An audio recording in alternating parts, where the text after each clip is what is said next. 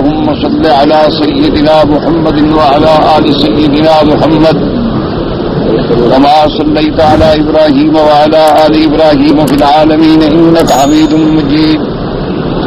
قال الله تبارك وتعالى في كلامه المجيد: أعوذ بالله من الشيطان الرجيم. بسم الله الرحمن الرحيم.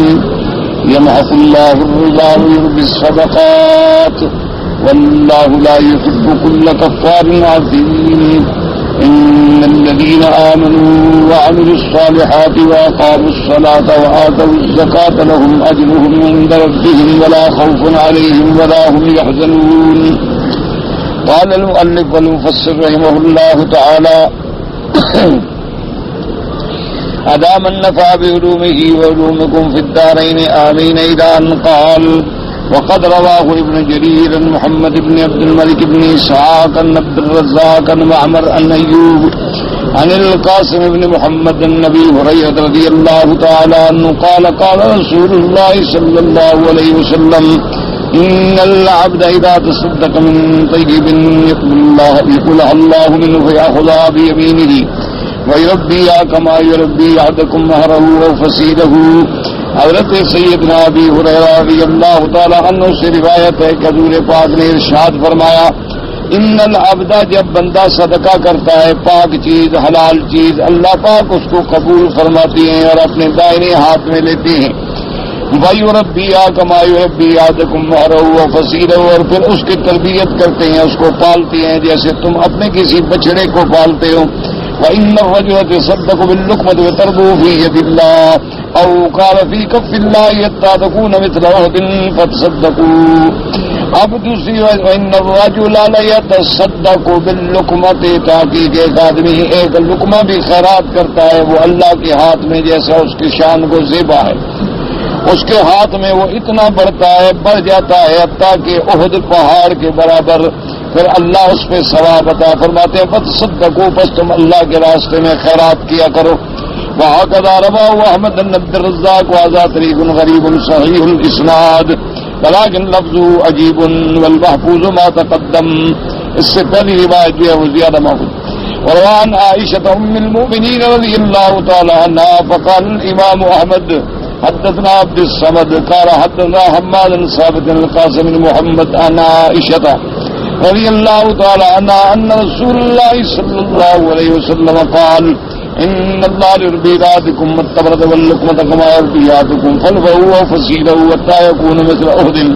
تفرد به أحمد بن هذا الوجه. وقال البزار: حدثنا يحيى بن المعلى بن منصور قال حدثنا إسماعيل قال حدثني أبي أن يحيى بن سعيد أمرت عن عائشة أن عائشة رضي الله تعالى عنها عن النبي صلى الله عليه وسلم وعن الزاج بن عثمان النبي هريرة رضي الله تعالى عنه عن النبي صلى الله عليه وسلم قال: إن الرجل يصدق بالصدقة من الكسب الطيب ولا يقبل الله إلا الطيب فتلقاها الرحمن بيده فبيها كما يربي أحدكم فلفه أو وصيفه أو قال فصيله.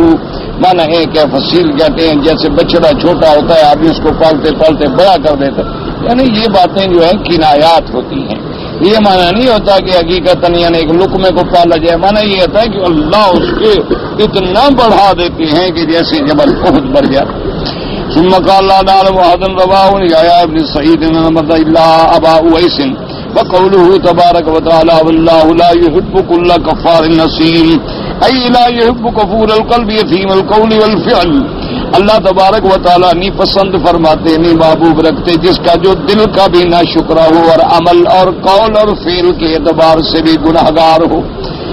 ولا بد من مناسبة في ختم هذه الآية بهذه الصفة، وهي أن المرابي لا يرضى بما قسم الله له من الحلال ولا يكتفي بما شاء له من الكسب المباح، وهو يسعى في أكل أموال الناس بالباطل بأنواع المكاسب الخبيثة، وهو جهود لما عليه من النعمة، ظلوم آثم بأكل أموال الناس بالباطل. ثم قال تبارک و تعالی. اب مفسر رحمۃ اللہ علیہ فرماتی ہیں کہ اللہ پاک نے اس آیت مبارک کو ختم کیا، فرمایا: واللہ لا يحب كل كفار اثیم، کیونکہ مناسبت اسی بات میں ہے کیونکہ جو آدمی مرابی ہے، سود لینے والا، سود کا کام کرنے والا، گویا وہ اللہ کی تقسیم پہ راضی نہیں ہے. کیوں؟ اللہ نے جتنا رزق لکھا ہے راضی ہوتا تو پھر حرام کے طریقے تو استعمال نہ کرتا. اب چوری کر رہا ہے، ڈاکہ مار رہا ہے، سود کھا رہا ہے، اسی لیے ہے نا کہ مجھے زیادہ مال ملے گا. تو اللہ کی تقسیم کا یہ ممکن ہے. جب اللہ نے اس کا رزق معین کیا ہے تو پھر حرام کے اندر پڑنے کی کیا ضرورت ہے؟ اس لیے اس نے اس پر اکتفا نہ کیا جو اللہ نے اس کے لیے حلال کیا تھا. وَهُوَ يَسْعَىٰ فِي أَكْلِ أَمْوَالِ النَّاسِ بِالْبَاطِلِ، بلکہ وہ کوشاں ہے اس بات میں کہ لوگوں کے مال جو ہیں دھوکے کے اندر کھا لے. بِأَنْوَاعِ الْمَكَاسِبِ الْخَبِيثَةِ، مختلف خبیث قسم کے طریقے اختیار کر کے، جن میں سب سے برا جو ہے سود اور ربا ہے. فَهُوَ جُحُودٌ لِمَا عَلَيْهِ مِنَ النِّعْمَةِ، یہ اللہ کی نعمتوں کا انکار ہے. ظلوم آثم بأکل اموال الناس بالباطل، اور یہ بہت بڑا ظالم ہے، اپنے نفس پر بھی ظلم کر رہا ہے، بہت بڑا گناہ کر رہا ہے سود کھا کے لوگوں کے مال کو حرام سے حاصل کرنے کے لیے. اس کے بعد پھر اللہ تبارک و تعالیٰ ان لوگوں کی مدح بیان فرماتے ہیں جو ایمان والے ہیں. ثم قال تعالیٰ مادیا للمؤمنین بربهم المطیعین امرہ والمؤدین شکرہ المحسنین الی خلقہ فی اقامۃ الصلاۃ وایتاء الزکاۃ مخبرا عما اعد لهم من الکرامۃ وانہم یوم القیامۃ من التبعات آمنون. اللہ پاک مدح فرماتے ہیں ان مومنین کی جن مومنون کا اپنے رب پر ایمان ہے، اپنے اللہ کے حکم پر ادا کرنے والے، اطاعت کرنے والے، نعمتوں پر شکر کرنے والے، المحسنین الی خلقہ، اللہ کی مخلوق پر احسان کرنے والے، صدقات سے، خیرات سے، اللہ تبارک و تعالیٰ کی نمازیں ادا کرنے والے، زکاتیں دینے والے. ان کو اللہ پاک قرآن میں خبر دیتے ہیں کہ ہم نے تمہارے لیے کیا کیا اکرام کے انتظامات کر رکھے ہیں قیامت والے دن. اور قیامت والے دن تبعات جو پریشانیاں ہوں گی تم اس سے بھی امن میں ہوگے، بے غم ہوگے. فرمایا ان الذین آمنوا وعملوا الصالحات واقاموا الصلاۃ وآتوا الزکاۃ لهم اجرهم عند ربهم ولا خوف علیہم ولا هم يحزنون. جو لوگ ایمان لائے، ایمان لانے کے بعد اچھے عمل بھی کیے، نمازیں قائم کی، زکاتیں ادا کی، ان کا ثواب ان کے رب کے پاس ہے، ان پہ کوئی ڈر نہیں اور نہ ہوں گے وہ غم کرنے والے. یا ایھا الذین آمنوا اتقوا اللہ وذروا ما بقی من الربا ان کنتم مؤمنین فإن لم تفعلوا فأذنوا بحرب من اللہ ورسولہ فإن تبتم فلکم رؤوس أموالکم لا تظلمون ولا تظلمون وَإِن كَانَ ذُو عُسْرَةٍ فَنَظِرَةٌ إِلَى مَيْسَرَةٍ وَأَن تَصَدَّقُوا خَيْرٌ لَّكُمْ إِن كُنتُمْ تَعْلَمُونَ وَاتَّقُوا يَوْمًا تُرْجَعُونَ فِيهِ إِلَى اللَّهِ ثُمَّ تُوَفَّى كُلُّ نَفْسٍ مَّا كَسَبَتْ وَهُمْ لَا يُظْلَمُونَ. اللہ تبارک و تعالی نے ارشاد فرمایا کہ ایمان والو اتقوا اللہ، اللہ سے ڈرو، وَذَرُوا مَا بَقِيَ مِنَ الرِّبَا، اور چھوڑ دو جو کچھ تمہارا بچ گیا ہے ربا وغیرہ. اور اس کے بعد فرمایا اگر ہو تم ایمان لانے والے فَإِن لَّمْ تَفْعَلُوا فَأَذَنُوا بِحَرْبٍ مِّنَ اللَّهِ وَرَسُولِهِ، اور اگر تم نہ چھوڑو ربا کو، نہیں چھوڑتے ہو تو پھر تیار ہو جاؤ اللہ اور اللہ کے رسول سے جنگ کرنے کے لیے. وَإِن تُبْتُمْ، اگر تم توبہ کرو، فَلَكُمْ رُءُوسُ أَمْوَالِكُمْ، تمہارے لیے ہے تمہارا اصل مال، لا تظلمون ولا تظلمون ولا تظلمون، نہ تم کسی پہ ظلم کرو اور نہ تم پر ظلم کیا جائے. وَإِن كَانَ ذُو عُسْرَةٍ، اگر ہے کوئی تکلیف میں، تنگ دستی میں، مشقت میں، فَنَظِرَةٌ إِلَىٰ مَيْسَرَةٍ، بس مہلت دو اس کو اس کی تنگ دستی کے دور ہونے تک. وَأَن تَصَدَّقُوا خَيْرٌ لَّكُمْ، اگر تم صدقہ کر دو تو تمہارے لیے بہتر ہے، ان کنتم تعلمون، اگر ہو تم جاننے والے. وَاتَّقُوا يَوْمًا تُرْجَعُونَ فِيهِ إِلَى اللَّهِ، اور ڈرو اس دن سے جب تم سب لوٹو گے اللہ تبارک و تعالیٰ کی طرف. ثُمَّ تُوَفَّىٰ كُلُّ نَفْسٍ مَّا كَسَبَتْ وَهُمْ لَا يُظْلَمُونَ، اس کے بعد پورا دیا جائے گا بدلہ جو کچھ کے کسی نے کمایا ہے اور وہ نہیں ظلم کیے جائیں گے. اب ان آیات میں اللہ تبارک و تعالیٰ نے پھر تنبیہ فرمایا کہ ایمان والوں اللہ سے ڈرو.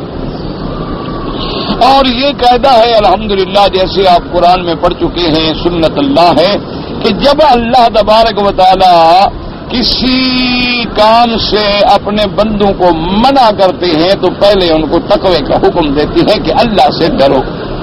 جب اللہ کا ڈر دل میں پیدا ہو جائے تو پھر اللہ کے حکم پر چلنا مشکل نہیں. مشکل کب ہوتا ہے؟ جب دل میں اللہ کا ڈر نہ ہو. اس لیے ہمیشہ یاد رکھیں، پورے قرآن پاک پہ آپ غور کریں، سمجھیں اور توجہ کریں تو اللہ تبارک و تعالی جو ہیں اپنے نظام کو چلانے کے لیے اہم چیز کیا ہے؟ تقویٰ. کہ اللہ نے جتنے احکام دیے ہیں، کیونکہ قاعدہ یہ ہے، ہمیشہ یاد رکھو کہ نظام پر، یعنی دنیا میں آپ کوئی قانون بنا لیں، اس قانون پر چلنے کے لیے دو چیزوں کی ضرورت ہوتی ہے. ایک تو جس نے قانون بنایا ہو اس سے آدمی کو محبت ہو،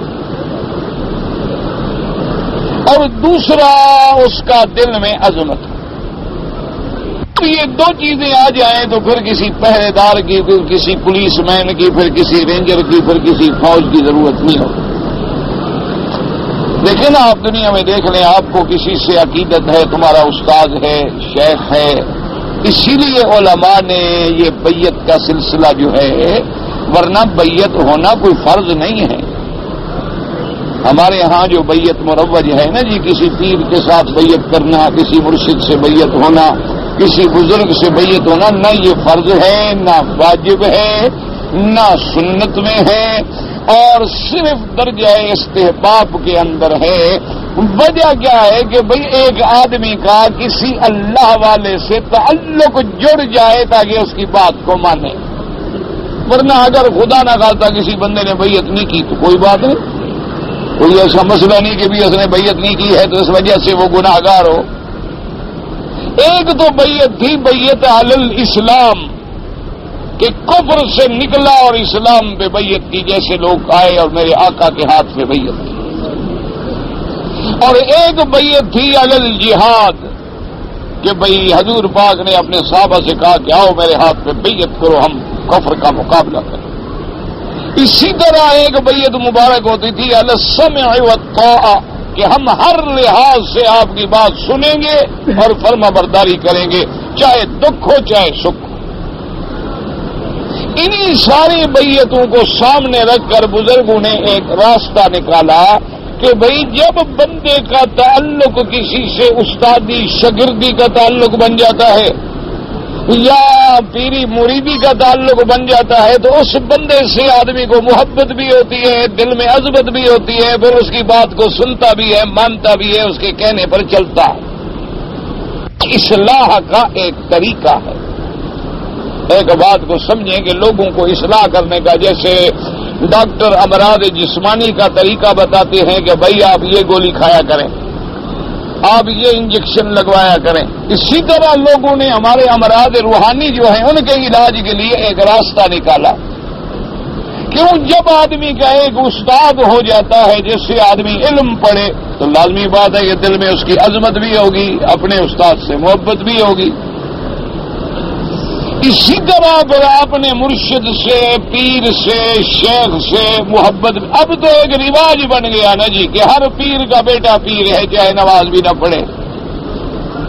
اب تو ایک رواج ہو گیا، اب تو یہ ایک فیشن بن گیا اور کسب معاش کا ایک طریقہ بن گیا کہ جتنی بڑے بڑے بزرگان دین فوت ہو گئے، اللہ ان کی قبروں پہ کروڑوں رحمتیں کرے، ان کے بعد جو لوگ آئے وہ کرسی پہ بیٹھ گئے، انہوں نے کہا بھی ہم بھی مرشد کے بیٹے ہیں، بس ہم بھی مرشد کی اولاد ہیں، چاہے وہ خود اللہ کے بھی نافرمان ہوں، حضور کے بھی نافرمان ہوں اور اپنے باپ دادے کے بھی نافرمان ہوں، لیکن بس پیر کا بیٹا ہے، پیر کا بیٹا ہے، پیر کا بیٹا ہے، سید کا بیٹا ہے، قریشی کا بیٹا ہے، مخدوم کا بیٹا ہے.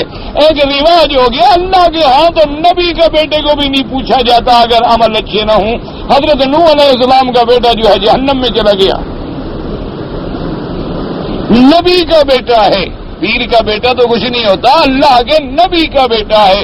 اور سب سے پہلا رسول حضرت نوح علیہ السلام، ان کا بیٹا ہے. حضرت نوح دعا مانگ رہے ہیں، اللہ نے فرمایا انہ عمل غیر صالح، تمہارے بیٹے کے عمل اچھے نہیں، تمہارا بیٹا نہیں، بس ختم. تو آج کل تو خیر ہماری باتوں کو چھوڑیں، ایک رواج بن گیا ہے، لوگوں نے ایک رواج بنا لیا ہے اور پھر اس رواج کو ثابت کرنے کے لیے اللہ معاف کرے، اللہ معاف کرے، ایسے ایسے غلط دلائل کا سہارا لیتے ہیں. بعض لوگوں نے تو نعوذ باللہ پیری مریدی کی بیعت کے لیے قرآن کی آیت بھی نکالی. کہ ٹھنڈے دل سے سوچو، حضور صلی اللہ علیہ وسلم کے بعد خلفائے راشدین صحابہ کا دور گزرا، رضوان اللہ علیہم، تابعین کا دور گزرا، تبع تابعین کا دور گزرا، یہ خیر القرون کا دور تھا. اس میں آپ کہیں نہیں دیکھتے یہ ہماری رواج مراوجے والی پیری مریدی. بھئی اللہ کے بندے، اگر یہ چیز قرآن سے منسوخ ہوتی تو سب سے پہلے تو صحابہ عمل فرماتے. ایک آیت بھی نکال لی، کہتے ہیں جی قرآن میں آتا ہے کہ یا ایھا الذین آمنوا اتقوا اللہ وابتغوا الیہ الوسیلہ. یہ بعض ہمارے مولویوں نے ایک آیت مبارک جو ہے نا جی اپنے مقصد کے لیے تلاش کی. ایک تو اس سے مسئلہ نکالتے ہیں کہ بھئی اللہ کے ساتھ پہلے کسی کا وسیلہ پکڑو. دیکھو لکھا ہے وابتغوا الیہ الوسیلہ. دوسرا مسئلہ اس سے یہ نکالا کہ وسیلہ پکڑنے کا معنی یہی ہے نا کہ کسی کو پیر بناؤ، کسی کو پیر بناؤ، اس کے وسیلے سے پہنچو مقامات پر. کہ اللہ معاف کرے، اللہ معاف کرے، یہ دونوں ترجمے کرنا جو ہے تفسیر بالرائے ہے، اور اللہ معاف کرے ایسے ترجمے کرنے والوں کا ایمان جانے کا خطرہ. حالانکہ تمام مفسرین کرام نے صحابہ سے لے کر آخر دور تک دیکھ لیں، کسی تفسیر کو کھول کے دیکھ لیں کہ وسیلے کا معنی کیا ہے. التقرب الی اللہ بالطاعات، کہ اللہ کا تقرب حاصل کرو اطاعت کے عمل کر کے، نمازیں پڑھ کے، تہجد پڑھ کے، ذکر اللہ کر کے اللہ کا تقرب تلاش کرو. جیسے اللہ نے فرمایا کہ میرا بندہ میرے ذکر میں، میری یاد میں اتنا میرے قریب ہو جاتا ہے حتیٰ کہ وہ پھر اس کا سننا میرا سننا، اس کا دیکھنا میرا دیکھنا ہو جاتا ہے. یہ معنی ہے تقرب الی اللہ. یہ معنی نہیں کہ وسیلہ پکڑو، مجھے فلاں کے وسیلہ، مجھے فلاں کا وسیلہ، مجھے فلاں کا وسیلہ. یہ ترجمے کرنے سے تو آدمی اللہ معاف کرے اسلام سے نکل جاتا ہے کہ قرآن کا ترجمہ بدل دیا. قرآن مقدس کوئی ایسی کتاب تو نہیں کہ جس کی مرضی ہے جو چاہے ترجمہ کر دے. قرآن پاک تو اللہ کا کلام ہے، اور اس کے سمجھانے والے کون ہیں؟ حضرت محمد رسول اللہ صلی اللہ علیہ وسلم. اور حضور پاک کو اللہ نے پڑھایا، میرے نبی نے صحابہ کو پڑھایا، صحابہ نے پھر ساری دنیا کو پڑھا دیا. تو اللہ کے قرآن میں ہم اپنی طرف سے کوئی ترجمہ نہیں کر سکتے. سب سے پہلے ہم دیکھیں گے کہ میرے مدنی پاک نے اس آیت میں کیا کہا ہے کہ میرا وسیلہ پکڑو، انبیاء کا وسیلہ پکڑو، اولیاء کا وسیلہ پکڑو. پیر مضبوط پکڑنا، جب میں چلا جاؤں تو بعد میں پیروں کو ڈھونڈ لینا. خدا کے بندے، آخر قرآن موجود ہے، ابن عباس کی تفسیر موجود ہے، خلفائے راشدین کی تفاسیر موجود ہیں. اسی طرح حضرت مجاہد، حضرت ضحاک، حضرت قتادہ، حضرت سدی کی تفاسیر موجود ہیں. پھر علماء حقہ کی تفاسیر موجود ہیں. کسی ایک تفسیر میں دیکھ لو کہ اگر اس جگہ لکھا ہوا ہے کہ وسیلہ پکڑو یا پیر پکڑو. الا 12 صدی کے بعد جب انگریز بدبخت آیا ہمارے ملک میں اور اس نے آ کے مولوی اور پیروں کو خریدا، پھر انہوں نے مسئلے بنائے تاکہ لوگوں کے اندر پارٹی بازی پیدا ہو. ورنہ 12ویں صدی سے پہلے دیکھ لیں الحمدللہ کوئی جھگڑا وگڑا نہیں. سب جھگڑے جو ہیں نا ہمارے ملک میں جو پیدا ہوئے، دوسرے ملکوں کا تو پتہ نہیں، ہمارے ملک میں جو پیدا ہوئے وہ اس ملعون انگریز کی وجہ سے پیدا ہوئے. اس نے اپنی مضبوطی کے لیے ہمیں لڑایا، چھوٹے چھوٹے مسئلوں پہ ہمیں لڑا دیا. مسجدیں ہماری علیحدہ ہو گئی، جمعے ہمارے علیحدہ ہو گئے، عیدیں ہماری علیحدہ ہو گئی، جنازے ہمارے علیحدہ ہو گئے. دعا پہ جھگڑا ہو رہا ہے کہ جی جنازے کے بعد دعا ہو کہ نہ ہو، وہ کہتا ہے ہو، یہ کہتا ہے نہ ہو. لڑائیاں ہیں، تلواریں چل رہی ہیں، کفر کے فتوے ہو رہے ہیں. جو مانگتا ہے دعا وہ پکا سنی ہے، جو نہیں مانگتا وہ پکا وہابی ہے. بس پھر وہ حالانکہ انا للہ و انا الیہ راجعون. ایک چھوٹے بچے سے بھی پوچھ لو کہ جنازہ جو پڑھتے ہو تو اس میں کیا ہے؟ جنازے کی نماز جو پڑھتے ہو اعلی حدیث حضرات پہلے پڑھیں گے فاتحہ، پھر پڑھیں گے درود شریف، پھر پڑھیں گے دعا۔ احناف جو ہیں حنفی حضرات پہلے پڑھیں گے ثنا، ثنا کے بعد پڑھیں گے درود شریف، درود شریف کے بعد پڑھیں گے کیا پڑھیں گے؟ دعا۔ اچھا یہ دعا کس نے سکھلائی؟ جو ہم جنازے میں پڑھتے ہیں، مرد کے لیے، عورت کے لیے، لڑکے کے لیے، لڑکی کے لیے، یہ دعا مولوی کی لکھی ہوئی ہے یا حضور پاک نے بتلائی؟ ہاں جی، اچھا حضور پاک نے بتلائی۔ تو جب دعا سب جنازے میں مانگ چکے ہیں تو اس دعا جو میرے مدنی پاک نے سکھلائی تھی، اس دعا سے ہماری دعا اور زیادہ بہتر ہے۔ ایک چھوٹے سے عقل والے آدمی سے بھی پوچھ لو، وہ سمجھتا ہے کہ بھائی دعا تو ہم نماز میں کھڑے ہو کے ابھی دعا سے تو فارغ ہوئے ہیں، یہی دعا تو تھی۔ اور یہ وہ دعا مبارک ہے جو لفظ مبارک نکلے ہیں میرے مدنی پاک کی مبارک زبان سے، اور ہمارا ایمان ہے 1 کروڑ ولی دعا لکھے اس دعا کا مقابلہ نہیں کر سکتی جو میرا پاک محمد مصطفیٰ کرتا۔ ہمارا ایمان ہے، ہمارا عقیدہ ہے، کوئی وہابی کہے، کوئی جو مرضی ہے کہے۔ تو اصل کیا تھا؟ یہ صرف دشمن نے ہمیں لڑانے کے لیے ذرائع بنائے، پھر جناب سپیکر مقابلے پہ لگ گئے، وہ مولوی اس کو گالی دے گا، اس کو گالی، حالانکہ کوئی جھگڑا ہے نہیں۔ بھئی جب دعا منصوص ہے، اللہم اغفر لحینا ومیتنا وشاہدنا، یہ منصوص ہے بلسان رسول اللہ صلی اللہ علیہ وسلم، تو اور یہ دعا اتنی مقدس ہے کہ ہم سب نے باوضو ہو کے نماز کی حالت میں کھڑے ہو کے دعا مانگی ہے۔ اب اس کے بعد پھر ایک اور دعا کی کیا مطلب؟ پھر ایک دوسری دعا، پھر ایک تیسری دعا، پھر ایک چوتھی دعا، پھر ایک 5ویں دعا۔ اصل کیا تھا کہ دشمن نے ہمیں چھوٹے چھوٹے، اچھا اب جناب کسی کو کہہ دو کہ نہ ہو، کہے گا دیکھو جی دعا سے روکتے ہیں، بھی اللہ سے بھی نہ مانگے۔ دیکھا وہاں بھی پہلے کہتے تھے پیر سے نہ مانگو، ولی سے نہ مانگو، قبر سے نہ مانگو، اب کہتے ہیں دعا بھی نہ مانگو۔ بس لوگ جاہل ہوتے ہیں، انہوں نے کہا ہاں بات تو ٹھیک ہے، ابھی دعا ہی مانگ رہا ہے یار، کوئی گالیاں تو نہیں دے رہا ہے بھائی، دعا مانگ رہا ہے بابا، دعا مانگ رہا ہے، خدا کے بندے عقل کرو۔ تم اگر جا کے رکوع کے اندر شروع کر دو الحمدللہ رب العالمین الرحمن الرحیم، نماز ہو جائے گی۔ اور کوئی جاہل کہے وہ تو قرآن پڑھ رہا ہے، وہ تو قرآن پڑھ رہا ہے، کوئی عقل کرو۔ جب نبی کی مخالفت کر رہا ہے تو جہنم کا راستہ لے رہا ہے، یہ کیا مانا ہوا کہ دعا کر رہا ہے؟ جہاں میرے نبی نے دعا کی ہے وہاں دعا مانگنا سنت ہے، اور جہاں نہیں کی ہے وہاں دعا نہ مانگنا سنت ہے۔ اگر کرے گا تو بدعت کا ارتکاب کرے گا، اور ہر بدعت جو ہے اس کا ٹھکانہ جہنم۔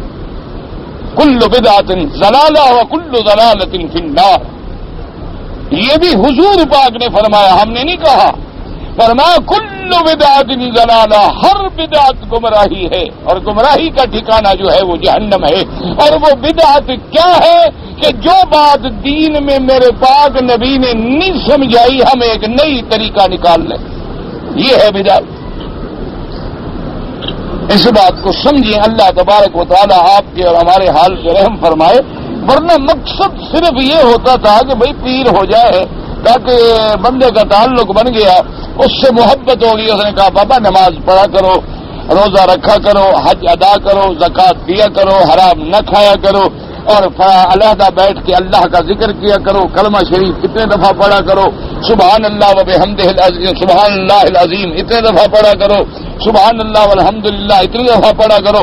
اب دل میں محبت ہے کہ جی میرا مرشد ہے، میرا شیخ ہے، جو مجھے کہہ رہا ہے میں کروں، اگر نہیں کروں گا تو بھی مجھے شیخ ناراض ہو جائے گا، تو آدمی پھر محبت اور دل میں عظمت نہ ہو تو اس وقت تک بات بنتی نہیں۔ اس لیے اللہ اپنے قانون جب بیان فرماتی ہے تو پہلے حکم دیتی ہے اتقوا اللہ، اللہ سے ڈرو۔ اگر تم اللہ سے ڈر گئے، اب جناب اللہ کے حکم پہ چلنا کوئی مشکل نہیں، کیونکہ دل میں ڈر آ گیا۔ اسی لیے دیکھو نا جی، ایک آدمی رات کو بڑے آرام سے ایئر کنڈیشن چلا کے بڑے ریشمی بستروں میں سویا ہوا ہوتا ہے، لیکن ٹھیک جناب وہ آرام سے 3:45 بجے جو ہے ٹھیک جلدی سے اٹھ جاتا ہے اور پھر آہستہ آہستہ وضو کر کے مصلی بچھا کے اپنے کمرے میں کھڑا رو رہا ہے، نمازیں پڑھ رہا ہے، کوئی دیکھ نہیں رہا. کیوں؟ اللہ کا دل میں ڈر ہے. ورنہ کوئی جگانے والا بھی نہیں، کوئی کہنے والا بھی نہیں.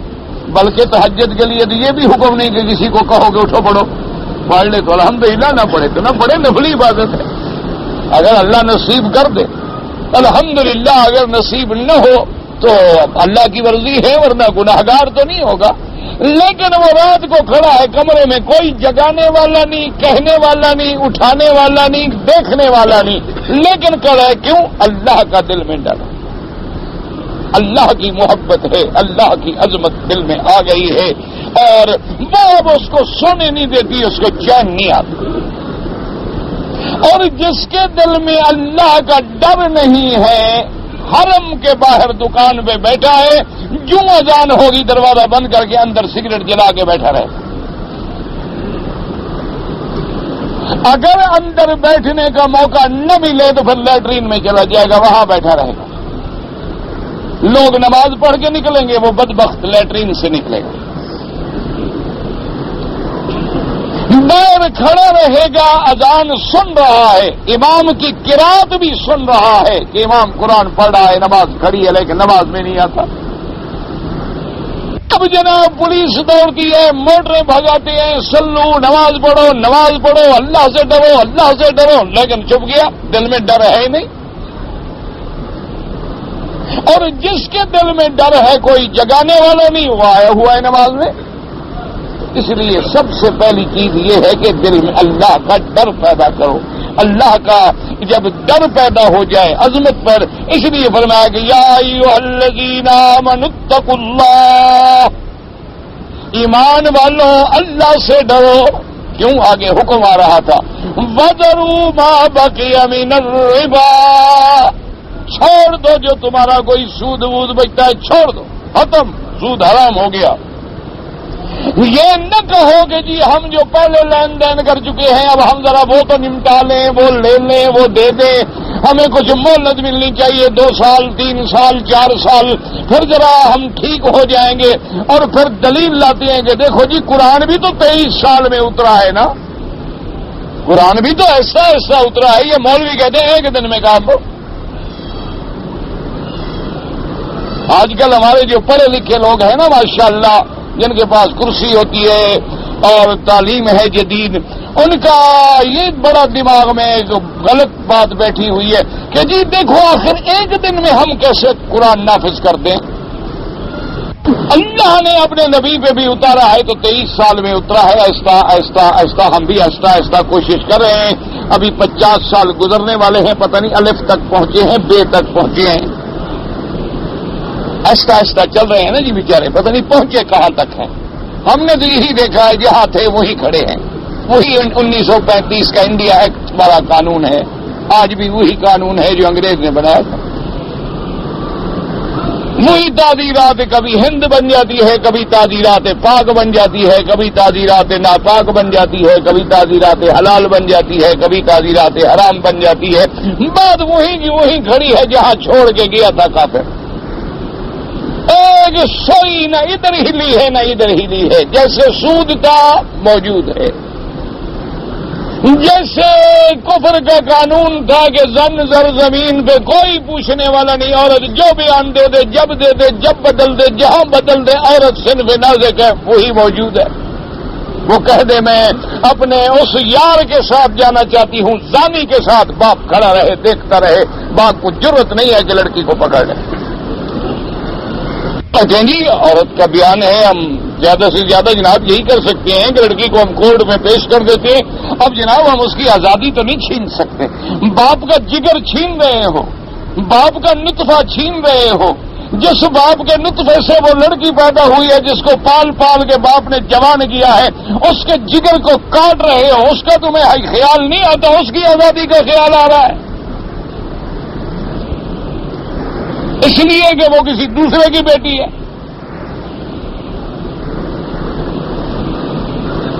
آج تک وہی ایک چیزیں چلی آ رہی، لیکن یاد رکھو قرآن 23 سال میں اترا ہمارا ایمان ہے، لیکن جب قرآن آیا تو پہلے مکے میں کافر رہتے تھے یا مسلمان؟ ہاں جی، تو کافروں کو مسلمان آہستہ آہستہ کیا جاتا ہے، لیکن جب مسلمان ہو جائے تو پھر آہستہ آہستہ کیا مطلب؟ اگر تو کافر رہتے ہیں پھر ٹھیک ہے، آہستہ آہستہ ہم ان کو سمجھاتے رہے کہ بھئی یہ حکم آ گیا، یہ حکم آ گیا، اب یہ حکم آ گیا، اب یہ حکم آ گیا، لیکن جب ہم سب مسلمان، باپ مسلمان، دادا مسلمان، ماں مسلمان، دادی مسلمان، نسل کی نسل مسلمان، پھر اللہ کے حکم کو آہستہ آہستہ کیا مانا؟ جب ہم نے کلمہ پڑھ لیا تو ہم پر پورے اسلام کا حکم خود بخود نافذ ہو گیا۔ آپ کسی ملک کی صرف شہری حقوق لے لیتے ہیں تو وہاں کا پورا قانون آپ پر لاگو ہو جاتا ہے یا آہستہ آہستہ لاگو ہوگا؟ آپ کسی ملک میں صرف انٹر ہو جاتے ہیں، داخل ہو جاتے ہیں، ویزا لے کے داخل ہو جاتے ہیں، اب وہاں آپ نے گاڑی چلانی ہے تو ان کے ٹریفک کے سارے قوانین آپ پر مرتب ہو جائیں گے، یا آپ کہیں گے نہیں جی میں چونکہ ابھی آیا ہوں لہذا 23 سال کے اندر اندر مجھ پر نافذ کرو، ذرا آہستہ آہستہ 5-6 ٹکریں مجھے مارنے دو، 2-4 بندے مجھے قتل کرنے دو، پھر ذرا ٹریفک کے قوانین لاگو کرنا، میں تو بڑے ملک میں ابھی آیا ہوں، ذرا آہستہ آہستہ نافذ کرو۔ یہ کوئی عقل کی بات ہے یا احمقوں کی جنت میں رہنے والے ہیں یہ لوگ؟ یہ اللہ کے قرآن کو مذاق بنانے والے ہیں یہ لوگ کہ قرآن پر عمل نہیں ہو سکتا، لہذا آہستہ آہستہ کرو۔ اس لیے اسلام نے دیکھو حرام ختم، اور آگے پھر اسی بات کو بک ان کنتم مؤمنین، اگر تم ہو ایمان والے تو تمہیں چھوڑنا مشکل نہیں ہو سکتا، اللہ نے حکم دے دیا، بات ختم ہو گئی، بس اللہ نے حکم، ایمان والے کے لیے چھوڑنا کیا مشکل ہے؟ دیکھو نا جی، تمہیں اپنی بیوی سے محبت ہوتی ہے، وہ کہتی ہے کہ جناب میں تو آپ کے گھر میں تب رہوں گی کہ جب ماں باپ کو چھوڑ دو، کتنی دیر لگاتے ہو؟ کیا تو حاضر جناب، بالکل میں تو پہلے سوچ رہا تھا بڑی آپ کو تکلیف ہو رہی ہے میری ماں باپ کے ساتھ رہنے میں، باقی بوڑھے لوگ ہیں اور جاہل لوگ ہیں ان کو پتہ نہیں ہے، آپ پڑھی لکھی خاتون ہیں، بالکل ٹھیک کہتی ہیں، آپ علیحدہ ہو جاتے۔ اللہ فرماتے بیوی حکم دے تو ماں باپ چھوڑ دیتے ہو، میں خدا حکم دیتا ہوں پیسے بھی نہیں چھوڑ سکتے، پھر دعویٰ بھی کرتے ہو کہ میں مسلمان ہوں۔ اس لیے فرمایا کہ اگر ہو تم ایمان والے، اچھا اور آگے فرما دیا کہ اچھا مومن بن کر ایمان کا دعویٰ کر کے کلمہ پڑھ کے میرے حکم پہ نہیں چلتے ہو، سود نہیں چھوڑتے ہو، پر میں مجھے پھر کیا ہے، میں تو غنی ہوں، فَإِن لَّمْ تَفْعَلُوا فَأْذَنُوا بِحَرْبٍ مِّنَ اللَّهِ وَرَسُولِهِ، اگر تم نہ کرو جو تمہیں حکم دیا گیا تو پھر ہم تمہیں خبر دیتے ہیں اللہ کے رسول سے جنگ کی، کہ اگر تم میرے احکام کو نہیں مانتے ہو اور تمہیں مشکل لگتا ہے کہ ہم جناب اتنا لاکھوں پیسے کیسے چھوڑ دیں، ہم نے کروڑوں لوگوں سے سود لینا ہے جناب، ان کو ہم چھوڑ دیں تو ہمارے تو بینک برباد ہو جائیں گے، ہم تو تباہ ہو جائیں گے، ہم تو جناب بالکل ہمارا تو دیوالیہ نکل جائے گا، حالانکہ یہ سب سے بڑے مکار ہیں بینکوں والے، جھوٹ بولتے ہیں۔ یاد رکھو ہمیشہ کہ جتنے بڑے بڑے بینکر ہیں نا، یہ تیرے میرے خون سے ہولی کھیلتے ہیں، یہ تمہارے ہمارے جو بڑے ہمدرد بنے بیٹھے ہیں نا، جن کے تم لاکھوں روپے کے اشتہارات پڑھتے، آؤ جناب بینک آپ کی خدمت کے لیے اور آپ کی خدمات کے لیے بالکل پروانہ وار بچھا ہوا ہے، بیٹھا ہوا ہے، دروازے کھولنے کے لیے 84 کھڑا ہے، بات کرنے کے لیے جناب آگے پروٹوکول والے کھڑے ہیں، پھر آپ کو کرسیوں پہ بٹھایا جاتا ہے، یہ اتنا تمہارے خون میں ہولی کھیلنے والے ہیں۔ جب یہ بینک کھولتے ہیں مثلا اپنا اگر انہوں نے 20 کروڑ ڈالا ہے نا تو 1 مہینے کے اندر اپنا پیسہ نکال لیتے ہیں، ختم، وہ تو گیا، پھر تمہارا پیسہ ہے جیسے ہولی کھیلی جا رہی ہے۔ وہ تو صرف اوپننگ تک ہوتا ہے کہ بینک کی ایک ہم نے برانچ کھولنی ہے، منظوری لی، 20 کروڑ ڈال دیا، لوگوں کے پیسے آنے شروع ہو گئے، جب تمہارا پیسہ جمع ہونا شروع ہو گیا انہوں نے اپنا 20 کروڑ نکال کے پھر کسی دوسرے کام میں لگا دیا، پھر تمہارا پیسہ ہے۔ اسی سے پھر لوگوں کو قرضے دیتے ہیں. اچھا جی قرضہ ڈوب گیا, ڈوب جائے, وہ نے پھر تم سے وصول کرنا ہے. بڑا آدمی کھا جائے گا, چھوٹے سے وصول کر لیں گے. آج بھی دیکھ لو کسی ملک میں کبھی امیر آدمی نے ٹیکس دی ہے؟ سوال پیدا نہیں ہوتا. وہ تو بجلی کا بل بھی نہیں دیتے, ٹیلی فون کا بل بھی نہیں دیتے. 2-2 لاکھ 4-4 لاکھ بل بن جاتا ہے. مجالے ان کی تار کوئی کاٹے. پہلے تو ماشاءاللہ ہمارے بجلی کا عملہ جو ہوتا ہے وہ خدمت کے لیے پہنچ جاتے ہیں. ماشاءاللہ بڑے شریف لوگ ہوتے ہیں نا, بڑے اچھے لوگ ہوتے ہیں. آج صاحب السلام علیکم. کہا جی میں جناب آپ کے اس علاقے میں سپروائزر ہوں. اچھا بھائی غم بٹھاؤ نا سپروائزر صاحب کو, ذرا ٹھنڈا شنڈا پلاؤ, چائے وائے پلاؤ. جناب فکر نہ کریں, آپ کا بل آئے گا ہی نہیں, میں جو ہوں یہاں. فکر نہ کریں آپ, جب تک میں یہاں ہوں فکر ہی نہ کریں. مجھے آگے کہا, مجھے خود لوگوں کو نہیں, مجھے آگے کہا کہ جناب آپ یہاں رہتے ہیں تو آپ کو گرمیوں میں اے سی ویسی چلانا پڑے گا. آپ لگائیں گے اتنے اے سی لگاتے ہیں, آپ کا بل نہیں آئے گا, فکر نہ کریں. میں نے کہا جی آپ کا بجلی میں کوئی ماشاءاللہ حصہ ہے وابدہ کے ساتھ؟ نہیں میں تو اس علاقے کا سپروائزر ہوں. میں نے کہا آپ کیسے بل نہیں دیں گے آپ کے؟ انہوں نے کہا جی یہ تو معمولی سی بات ہے, آپ کا میٹر چلے گا ہی نہیں, آپ فکر نہ کریں, ہم جو بیٹھے ہیں. میں نے کہا مجھے خدا کے لیے معاف کرو, میرا میٹر چلنے دو. اللہ توفیق دے گا تو بجلی بھر دوں گا, جب بل نہیں ہوگا بند کر دوں گا, بس بات ختم ہو گئی. کوئی ضروری تو نہیں ہے اے سی نہیں چلائیں گے, پنکھے پہ سو جائیں گے, بس کیا فرق پڑتا ہے. پہلے جب پنکھے نہیں تھے تو ہم نہیں رہتے تھے, ہمارے باپ دادے نے تو پنکھے بھی نہیں دیکھے. تو ان دیہاتوں میں پلے ہوئے لوگ ہیں جہاں بجلی کا نام و نشان بھی نہیں تھا, ہاتھ کا پنکھا کرتے کرتے سو جاتے تھے. کبھی وہ ہاتھ والا بھی نہیں ملتا تھا, مسجدوں کی پرچیوں پہ سونے والے لوگ تھے ہم. اگر آپ ایسی ہوگا تو جی آپ کی مرضی ہے, ویسے دیکھ لیں, پھر آپ کا 3-4-5 ہزار روپیہ بل آئے گا. جو آئے گا اللہ مالک ہے, اللہ باغ ہی دے گا. آپ کی بڑی مہربانی, بس آپ تشریف لے جائیں. جب یہ عالم ہو, میرے کہنے کا مقصد یہ ہے کہ پھر اس کے بعد مثلا ایک بینک نے ایک آدمی کو 1 ارب دے دیا قرضہ ڈوب گیا, تو یہ ان کا 1 ارب بینک والے کے چلا گیا ہے. سوال ہی پیدا نہیں ہوتا, سوال پیدا نہیں ہوتا. اس کا ایک دھیلا بھی نہیں گیا, وہ تمہارا پیسہ ہے, تمہارے خون سے نکلا ہوا ہے, ان کو معاف کر دیا ہے, ہم سے لے لیا ہے. اسی لیے اللہ نے سود حرام کیا ہے کہ کروڑوں میں سینکڑوں بندے جو ہیں وہ ساری دنیا کا خون چوس لیں گے اور باقی دنیا جو ہے وہ عذاب میں ہوگی. اس لیے دیکھ لیں کہ آج یہودیت کے ہاتھ میں لیور آف اکانومی ہے, وہ جس ملک کو چاہیں شام کو ٹکڑے ٹکڑے کر دیں.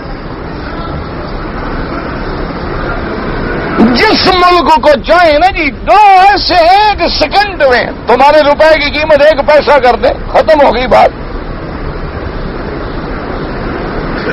اس لیے اللہ نے جو حرام کیا ہے تو کوئی حکمتیں تو ہیں, ورنہ ایسے تو نہیں حرام کر دیا. اب خنزیر بھی بڑا موٹا تازہ ہوتا ہے, لیکن اللہ نے فرمایا نہیں خنزیر حرام ہے, بکرا حلال ہے. حالانکہ بکرے کو کس نے پیدا کیا؟ تو اس کو خنزیر کو کس نے؟ تم نے پیدا کیا, تم نے بنایا, اس لیے حرام ہے.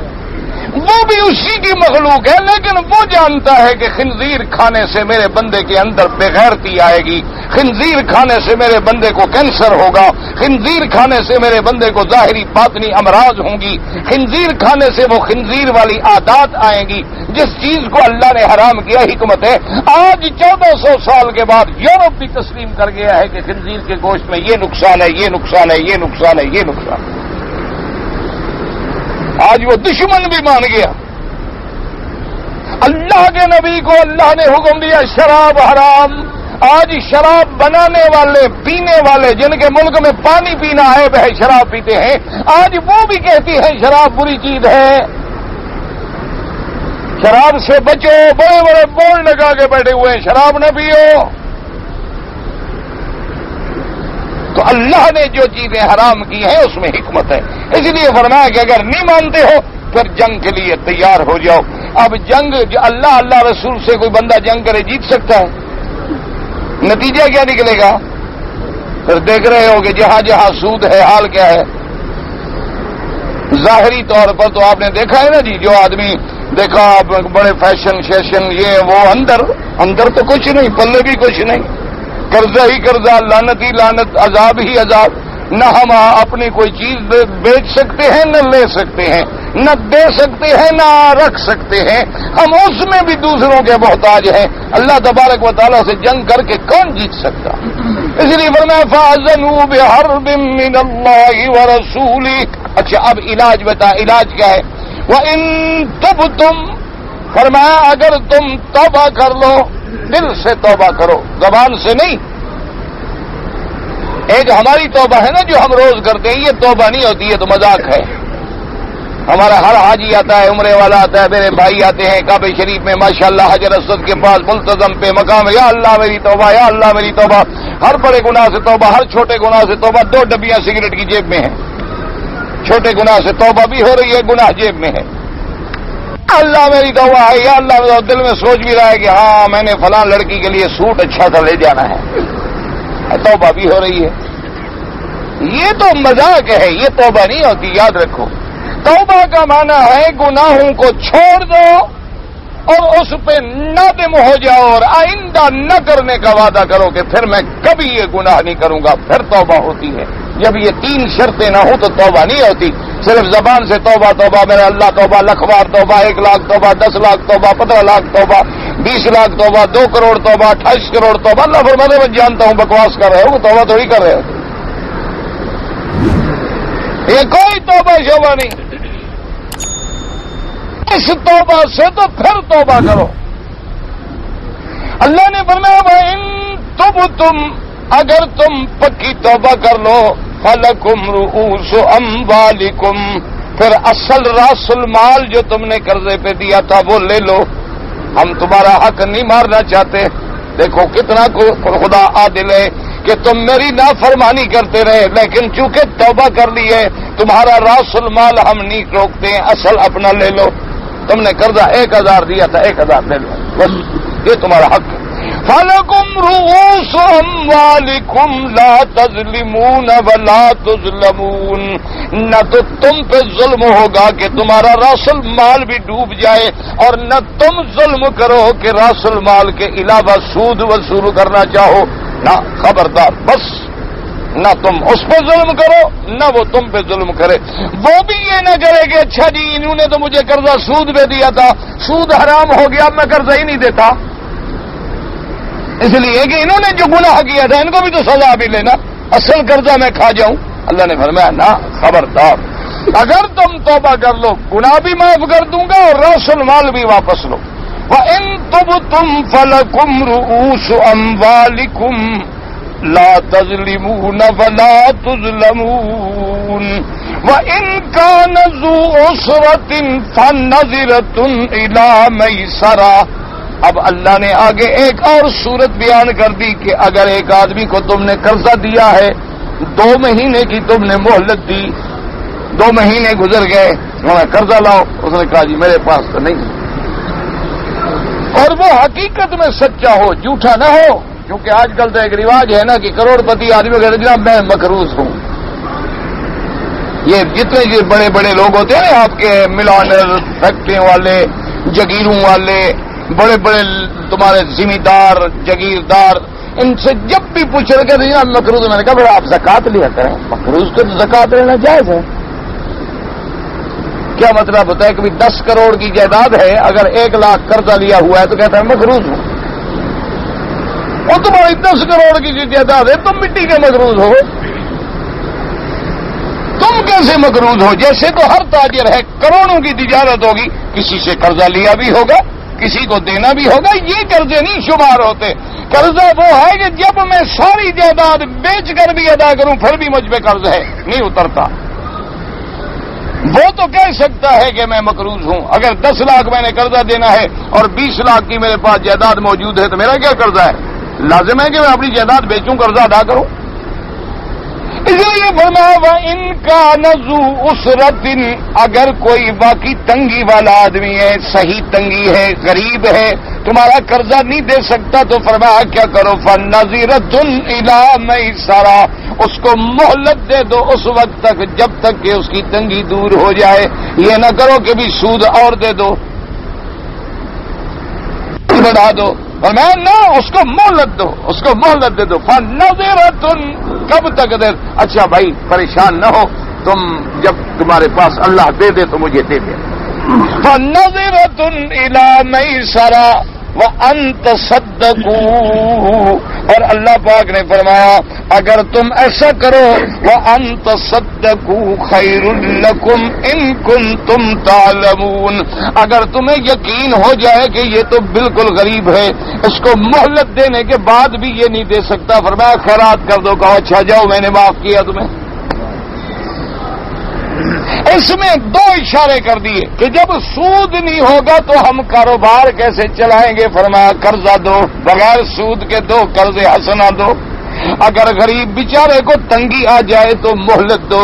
اگر تمہیں اللہ نے زیادہ دیا ہوا ہے اور اس کو اتنی تنگی ہے کہ تمہیں بالکل نہیں دے سکتا، فرمایا صدقہ کر دو، خیرات کر دو.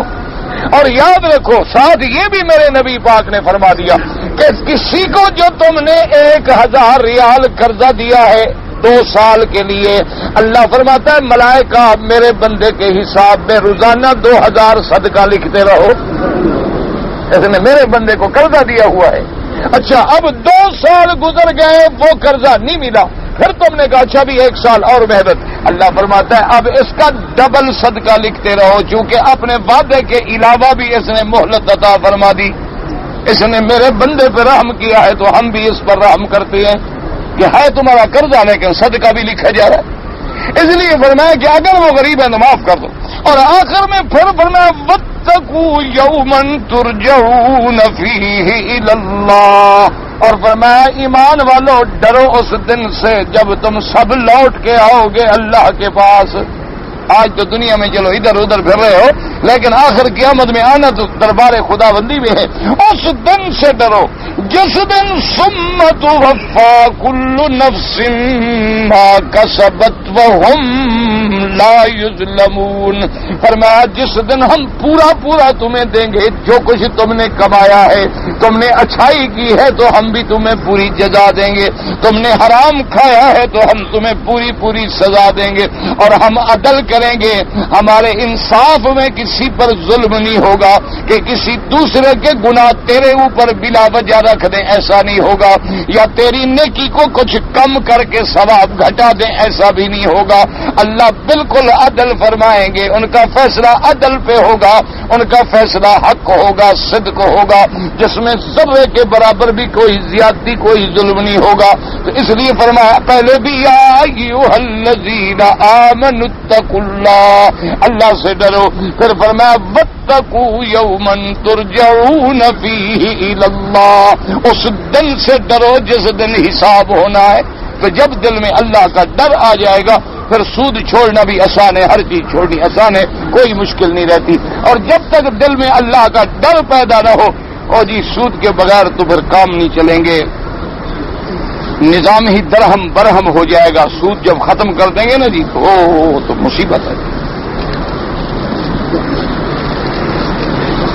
اچھا بھئی آپ لوگوں کا میں نے تو کئی دفعہ آپ سے کہا ہے نا کہ ہم فقیر غریب مولویوں کی تو کوئی بات سنتا نہیں ہے. آپ لوگوں کی اگر کوئی بات سنے نا، ان کو کہو کہ چلو کم از کم ایسا کریں کہ ایک ڈویژن جو ہے نا جی پورے ملک میں صرف ایک ڈویژن منتخب کر کے وہاں سود ختم کر دو. سمجھ آ گئی؟ سارے ملک میں نہ کرو، چلو ایک ڈویژن پورے ملک میں چن لو. اس ایک ڈویژن میں سود جو ہے بالکل ختم کر دو اور اسلام کے مطابق احکام جاری کر دو. 1 سال تجربہ کر لو، دیکھو کہ اللہ کی رحمتیں آتی ہیں، مسئلہ حل ہوتا ہے، نہ ہو تو چلو پھر چھوڑ دینا. کم سے کم ایک ڈویژن میں، سارے ملک میں نہ صحیح، سارے صوبوں میں نہ صحیح، ایک ڈویژن منتخب کر لو، کوئی ایک ڈویژن وہاں فیصلہ کر دو کہ بابا سود ختم، بالکل ختم. جس نے سود دینا ہے ختم، جس نے لینا ہے ختم. آئندہ بالکل اسلام کے مطابق نظام مضاربت مشارکت چلے گا، اس کے مطابق چلائیں. 1 سال کے لیے تجربہ کر کے دیکھ لو کہ اللہ کی رحمت کے کیا فیصلے ہوتے ہیں. اگر تمہیں بہترین نظر آئے تو پھر کسی دوسرے ڈویژن میں بھی دوہرا لینا. اگر تمہیں نہ نظر آئے، دیکھو کہ سود بند ہونے سے برباد ہو گئے، مر گئے، تباہ ہو گئے، ختم ہو گئے، تو بچ جانا پھر بربادی سے. ایک تجربہ تو تھوڑا سا کر دو، دعا کرو اللہ رحم کرے بس۔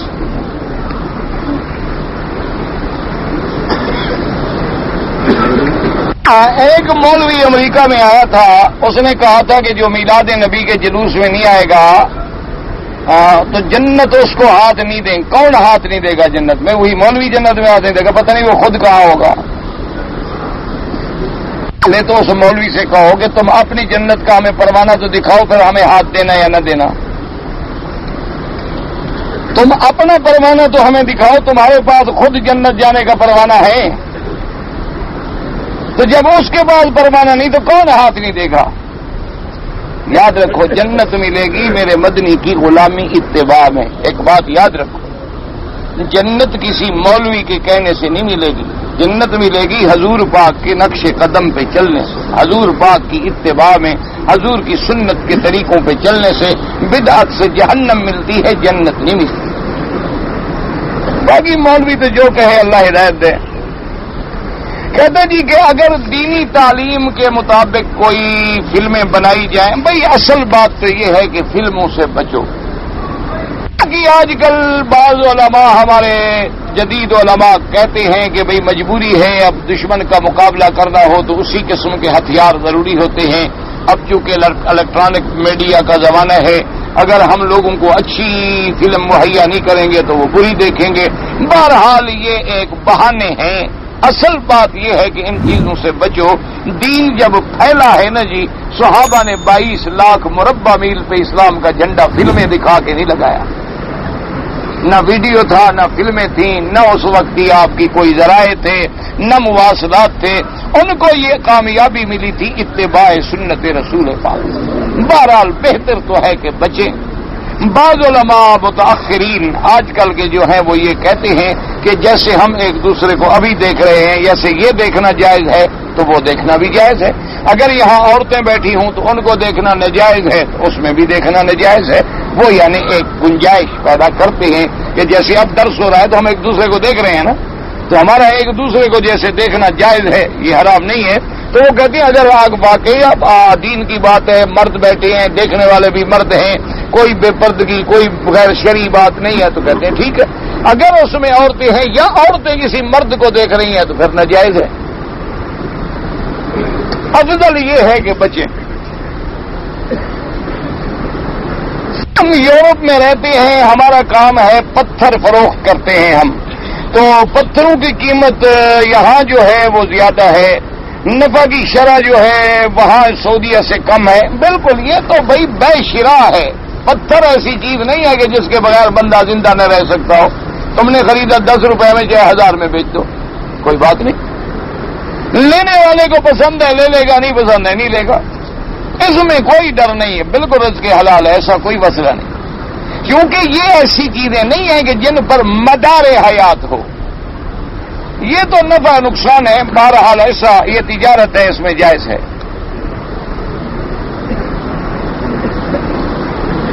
میں ایک آدمی کو اپنی رقوم سے ہر سال حج کراتا ہوں۔ آپ کے حج کی اپنا پتہ نہیں کیا ٹریفل چیک میں، ٹریول چیک میں سود ہے کیا؟ میں کہیں گا رہوں گا پتہ نہیں کیا۔ بہرحال آپ اگر حلال کے پیسے سے حج کراتے ہیں کرائیں، باقی جو ٹریول چیک ہے مجبوراً حالت اضطرار ہے، کیونکہ اگر پیسہ ہو گر جائے کہاں ملے گا؟ تو حالت اضطرار میں اس کی گنجائش رکھی گئی ہے۔ علماء نے کہا ہے کہ استعمال کر سکتے ہیں، بغیر ضرورت کے بچیں۔ ہم نے کراچی سے آنے کے بعد جناب جو ہے پہلا عمرہ کیا، ٹھیک ہے۔ صفا کے بعد ہم نے حلق کرا دیا، پورا سر منڈوا دیا، اچھا کیا۔ مدینہ منورہ چلے گئے، واپسی پر ہم نے احرام باندھا، عمرہ ادا کیا۔ سائی کے بعد جو ہے مروہ پر کچھ لوگ سر کے پیچھے اور کونوں سے، کانوں والی طرف سے بلیڈ سے بال صاف کروا رہے تھے۔ میں نے بھی یہی عمل کیا، تھوڑے بال پیچھے سے کانوں کے اوپر سے بلیڈ سے بال منڈوائے۔ احرام کی حالت میں نہیں، یہ آپ پر دم پڑ گیا، کیونکہ آپ پہلے اس طرح پھروا چکے ہیں، بال ہے ہی نہیں۔ اب دوبارہ جب آپ نے عمرہ کیا پھر بھی سارے سر پہ اس طرح پھروانا پڑے گا، اگر نہیں پھروایا تو دم پڑ گئی، ایک بکری دم۔ لیکن دم اسی پہ ہے جو بڑا ہو، مرد ہے یا عورت، بچے چھوٹے ان پہ نہیں ہوتی۔ اگر آپ میرا قیام مدینہ منورہ ہے تو واقعی شخص کو اگر آپ دم دے سکتی ہیں مکہ میں دے دیں، اگر آپ مدینہ میں رہتے ہیں کوئی بات نہیں، جب اللہ توفیق دے وہاں سے کسی کو پیسے بھیج کے وکیل بنا کے بعد میں دم کرا دیں۔ اسلام کی روح سے مسلمانوں کو کیسا لباس پہننا چاہیے، پتلون وغیرہ جائے؟ دیکھو جی، لباس میں دو چیزیں حرام ہیں، خالص ریشمی لباس نہ پہنو، بس سونا نہ پہنو، باقی کوئی شلوار پہنتا ہے، کوئی چادر پہنتا ہے، کوئی کرتا پہنتا ہے، کوئی ایسی بات نہیں، یہ سب ٹھیک ہے۔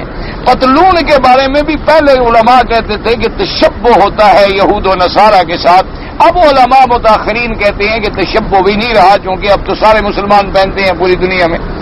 تو بہرحال افضل یہ ہوتا ہے کہ وہ لباس جو کسی کفر کے ساتھ تشبہ نہ کرے، یعنی جو کافروں کی مستقل پہچان ہو، یعنی جب دیکھے آدمی تو شبہ پڑے گا یہ کافر ہے۔ مثلا جیسے ہندو لگاتے ہیں نا تلک، یا ہندو گلے میں کوئی وہ زنار پتنی کیا بلا پہنتے ہیں، یا ہندو ایک قسم کی خاص دھوتی باندھتا ہے، تو یہ تشبہ آ جائے گا، یہ تو ناجائز ہے۔ اور جس میں یہ تشبہ نہ آئے، سطر چھپا رہے، کوئی بات نہیں، لباس کی کوئی ایسی بات نہیں۔ دوران طواف جب ہم طواف کر رہے ہیں، حجر اسود پہ جب آئیں تو بسم اللہ اللہ اکبر۔ علماء کے اس میں دو قول ہیں، راجح قول یہ ہے کہ ہاتھ لگے تو چومے، ہاتھ نہ لگے تو نہ چومے، لیکن بعض علماء کہتے ہیں چونکہ یہ اشارہ بوسے کے قائم مقام ہے، اگر چوم لے تو کوئی حرج نہیں، لیکن راجح قول وہی ہے کہ بھئی ہاتھ لگا لو پھر چوم لو، لکڑی لگا لو چوم لو، نہ لگے اشارہ کرو چلے جاؤ۔ بلکہ اگر اشارہ نہیں بھی کیا، صرف پہلے چکر میں اور آخری چکر میں کیا، باقی وہاں گزرتے ہوئے بسم اللہ اللہ کو چلا گیا، تب بھی طواف ہو جاتا، کوئی بات نہیں، کوئی فرق نہیں پڑتا۔ اگر لڑکا اور لڑکی بالغ ہیں تو اپنے ولی کے بغیر نکاح کریں نہ کریں، اولیاء کی اجازت کے ساتھ نکاح کریں۔ بغیر ولی کی نکاح کرنے سے پھر مصیبتیں اور فسادات اور فتنے پیدا ہوتے ہیں۔ اللہ رسول جو حکم دے اس پہ عمل کرو۔ علمی مسئلے ہوتے ہیں کہ اگر کسی نے کر لیا تو کیا نکاح ہو جائے گا یا ہم زنا شمار کریں گے، یہ پھر فقہا کی بحثیں ہیں، ورنہ سب کا حکم یہی ہے کہ ولی کی اجازت کے بغیر نہ کرو۔ کوئی یہ نہیں کہتا کہ ولی کے بغیر کر لو۔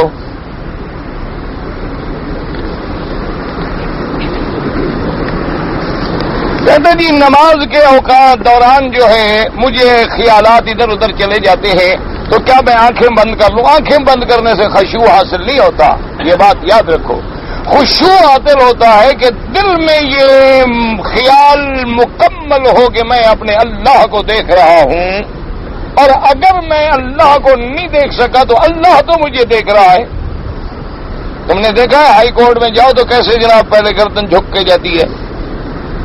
خیال ہے کہ اچھا کسی افسر کے سامنے پیش ہونا ہو تو پہلے دیکھا ہے اپنے پولیس والے ایک بڑا قد آدمی شیشہ رکھتے ہیں، سامنے کھڑے ہوں گے، بٹن دیکھیں گے، کالر دیکھیں گے، بوٹ پالش چیک کریں گے، ادھر ادھر جناب وردی کو ٹھیک کریں گے، کہیں کریز تو خراب نہیں ہے، پھر ذرا ٹھیک کھڑے ہوں گے۔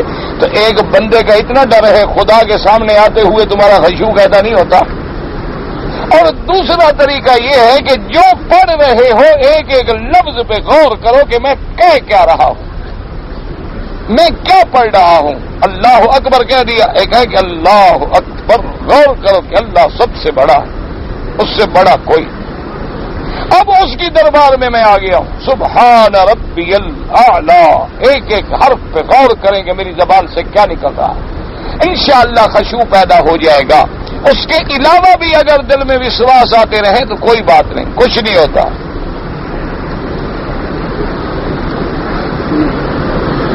یہ اگر وطن والدین کے لیے پیسے بھیجنا ضروری ہو تو کیسے بھیجیں؟ امانت دار شخص نہ ملے، مسئلے کو سمجھا کرو۔ پیسے جو بھیج رہے ہو تم سود لے رہے ہو، تم تو سود نہیں لے رہے ہو، خدا کے بندے بینک کے ذریعے بھیج دو، ڈراؤٹ بھیج دو، کوئی بات نہیں، کوئی مسئلہ نہیں۔ سوال یہ ہے کہ سود پہ مت بھیجو، سود نہ لو۔ یہ معنی تو نہیں کہ آپ بغیر سود کے نقل و حمل کے ذرائعوں سے فائدہ بھی نہ اٹھاؤ، بس میں بھی نہ بیٹھو، کار میں بھی نہ بیٹھو کیونکہ کافروں نے بنائی ہے، یہ بات تو نہیں ہے۔ اور جب تک متبادل نظام نہ بنے ہم مجبور ہیں، ہم سود نہ لیں، بچیں، جہاں مجبوری ہے وہاں ہم نے دے دیا۔ کیونکہ ہم اس ملک میں مزدور ہیں، اپنے ملک میں پیسہ بھیجنا ہے، کیسے بھیجیں؟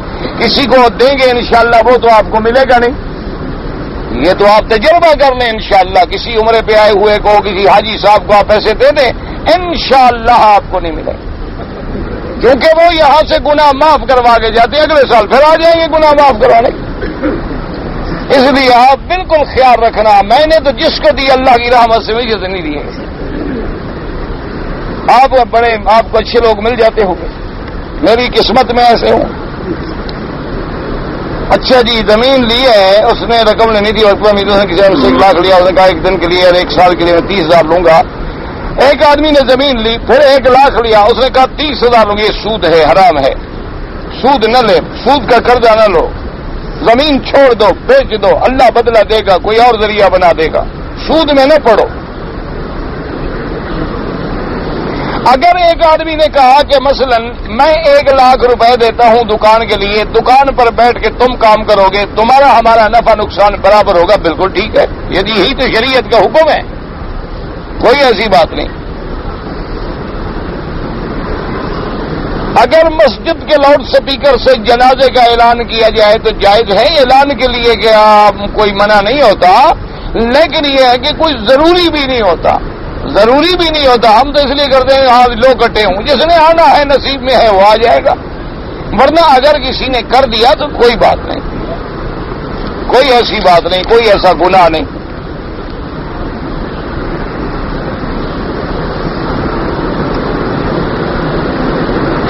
فاطمہ کو ماں فاطمہ، پتہ نہیں ماں فاطمہ کیا ہوتا ہے، ماں کہنا مجھے تو نہیں سمجھ آیا، ماں کہنا کیا ہوتا ہے، یعنی بی بی فاطمہ کو اماں کہے، امہات المومنین نبی کی بیویاں ہیں، ان کا لقب ہے، بی بی فاطمہ کا لقب نہیں، امہات المومنین صرف نبی کی ازواج ہیں، باقی حضور کی بیٹیوں کے بارے میں یہ حکم نہیں کہ ان کو بھی ماں امت کی ماں سمجھا جائے، یہ حکم نہیں ہے۔ ایک مسئلہ سمجھ لو، حضور کی بیٹیوں کا نکاح جائز ہے کہ نہیں؟